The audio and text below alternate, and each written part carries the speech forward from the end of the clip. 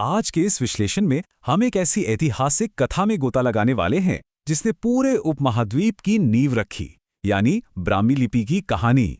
ये महज कुछ आकृतियों या डिजाइनों का समूह नहीं है, बल्कि ये वो आधारशिला है जिस पर पूरे दक्षिण एशिया का ऐतिहासिक और सांस्कृतिक ज्ञान टिका हुआ है। इस विश्लेषण में हमारा रास्ता बिल्कुल स्पष्ट रहेगा। हम शुरुआत करेंगे ब्राह्मी लिपि को समझने की उस ऐतिहासिक खोज से। फिर हम इस लिपि की उत्पत्ति पर जो सदियों पुरानी बहस है उस पर निष्पक्ष रूप से विचार करेंगे। उसके बाद सम्राट अशोक और उनकी धम्म लिपि की बात होगी।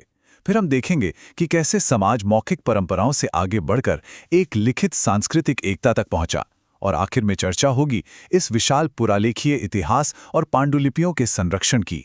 तो चलिए शुरू करते हैं पहले हिस्से से, ब्राह्मी लिपि को डिकोड किया जाना, यानी 1837 की वो ऐतिहासिक खोज जिसने सब कुछ बदल दिया।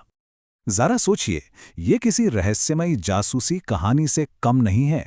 एक लंबा वक्त गुजर चुका था और इन प्राचीन पत्थरों पर उकेरी गई भाषा कोई नहीं समझ पा रहा था। फिर 1837 में एक पुरातत्वविद और पुरालेखवेत्ता जेम्स प्रिंसिप ने, जो उस समय एशियाटिक सोसाइटी कोलकाता के महासचिव भी थे, एक नामुमकिन सा लगने वाला काम कर दिखाया। उन्होंने एक ऐसा ताला खोल दिया जो सदियों से बंद था। अब सवाल ये है कि उन्होंने ये आखिर किया कैसे? असल में सांची स्तूप का बारीकी से अध्ययन करते वक्त प्रिंसिप ने एक बहुत ही दिलचस्प पैटर्न नोटिस किया। उन्होंने देखा कि कुछ प्रतीक बार बार दोहराए जा रहे थे, और वो शब्द था दानम, जिसका मतलब होता है उपहार या भेंट। बस यही उनका रोजेटा स्टोन मोमेंट था। यही वो सुराग था जिसने इस प्राचीन ब्राह्मी वर्णमाला को हमेशा हमेशा के लिए डिकोड कर दिया। अब आगे बढ़ते हैं एक ऐसे मुद्दे पर जिस पर आज भी चर्चा होती है, इस लिपि की उत्पत्ति पर विवाद, यानी स्वदेशी बनाम विदेशी सिद्धांत। एक इतिहासकार के नजरिए से जब हम ब्राह्मी और अन्य प्राचीन लिपियों के बीच के लिंक का विश्लेषण करते हैं तो दो बिल्कुल अलग विचारधाराएं सामने आती हैं, और यहां हमें स्वदेशी भारतीय उत्पत्ति के दावों और विदेशी प्रभाव का सुझाव देने वाले तर्कों को बिल्कुल निष्पक्ष रूप से तोलना होगा, क्योंकि दोनों ही पक्षों के अपने मजबूत ऐतिहासिक आधार हैं।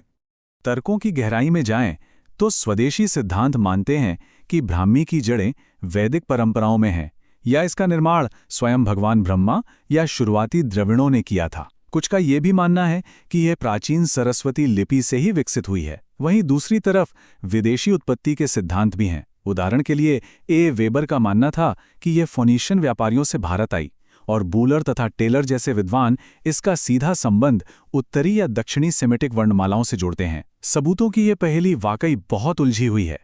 चलिए अब तीसरे हिस्से पर आते हैं, अशोक और उनकी धम्म लिपि। यहाँ इस वर्णमाला को युद्ध के बजाय एक अलग ही मकसद के लिए हथियार बनाया गया। 3री शताब्दी ईसा पूर्व में सम्राट अशोक ने लिखित शब्द की ताकत को पहचाना और उसका इस्तेमाल शांति स्थापित करने के लिए किया। उन्होंने ब्राह्मी को धम्म लिपि या धर्म की लिपि के रूप में अपनाया। पूरे भारतीय उपमहाद्वीप में नैतिक शिक्षाओं और कानूनों को बड़ी बड़ी चट्टानों और स्तंभों पर उकेरा गया, ताकि इतने विशाल और विविध साम्राज्य को बौद्धिक रूप से एक धागे में पिरोया जा सके। यहाँ पर अक्षरों के इस दृश्य विकास यानी विजुअल एवोल्यूशन को देखना सच में बहुत दिलचस्प है। ध्यान दीजिए कि वक्त के साथ आकृतियां कैसे बदलती गईं। अशोक के काल की जो कठोर ज्यामितीय आकृतियां थीं, वो प्रारंभिक गुफाओं से होते हुए कुषाण काल तक थोड़ी और निखर कर आईं, और आखिर में 4वीं शताब्दी ईस्वी तक गुप्त लिपि आते आते यही अक्षर बहुत ही प्रवाही, गोल और अलंकृत हो गए थे। हमारा चौथा हिस्सा एक बहुत ही गहरे सांस्कृतिक और संज्ञानात्मक बदलाव के बारे में है। मौखिक परंपराओं से लिखित एकता तक का सफर। 64, जी हाँ 64, ये कोई मामूली संख्या नहीं है। 2री शताब्दी ईस्वी के बौद्ध ग्रंथ ललित विस्तर में पूरी 64 अलग अलग क्षेत्रीय लिपियों का जिक्र किया गया है। ये अपने आप में एक बहुत बड़ा सबूत है कि उस दौर में साक्षरता कितनी तेजी से फैल रही थी और लेखन कला कितनी विविधता ले रही थी। बिल्कुल इसी तरह समवायांग सूत्र जैसे शुरुआती जैन विहित ग्रंथों में भी 18 अलग अलग लेखन प्रणालियों का बड़ी सावधानी से दस्तावेजीकरण किया गया। और सबसे खास बात यह है कि इसमें ब्राह्मी की 46 अक्षरों वाली संरचना का विस्तार से वर्णन मिलता है, जो उस समय के व्यवस्थित शैक्षणिक ढांचे को दर्शाता है। ये लिपिबद्ध विविधता सिर्फ अक्षरों का विकास नहीं था, बल्कि ये सामाजिक सशक्तिकरण का एक बहुत बड़ा साधन था। इस दौर में एक बड़ा परिवर्तन हुआ। जो अमूर्त मौखिक परंपरा थी, जिसे ज्ञान रूपी विग्रह कहा जाता था, वो अब स्थायी भौतिक पांडुलिपि में बदल रही थी। अलग अलग विद्याओं को सुरक्षित किया गया, जिसने पूरे समाज में एक नई चेतना जगाई, और आगे चलकर यही ब्राह्मी लगभग सभी स्वदेशी भारतीय लिपियों की आम पूर्वज बन गई। अब आते हैं अपने आखिरी हिस्से पर, पुरालेखीय इतिहास का संरक्षण। चलिए एक पुरालेखवेत्ता का नजरिया अपनाते हैं और इन प्राथमिक पांडुलिपि सूचियों के पन्नों से धूल हटाते हैं। इस विशाल लिखित विरासत को बचाने और आधुनिक युग तक पहुंचाने में विद्वानों का बहुत बड़ा योगदान दिखता है। खास तौर पर सियोडोर ऑफ्रिक्ट का काम बहुत महत्वपूर्ण है।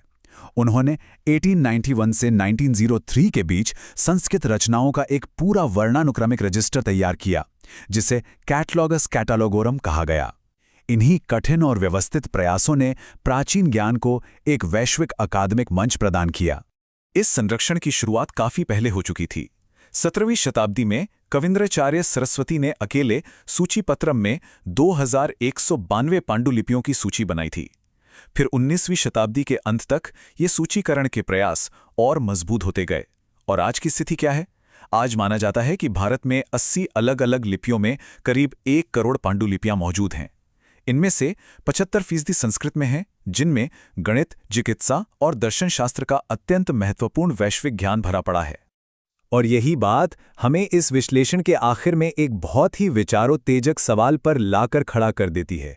आज जब इन लाखों प्राचीन ब्राह्मी वंशज पांडुलिपियों को डिजिटल किया जा रहा है, तो न जाने कौन सी भूली बिसरी वैज्ञानिक और दार्शनिक खोजें फिर से दुनिया के सामने आने वाली हैं। क्या पता इन नाजुक पन्नों में एक नए आधुनिक पुनर्जागरण की चाबी छिपी हो। ब्राह्मी की यह कहानी महज इतिहास नहीं है, ये हमारे भविष्य का रास्ता भी हो सकती है।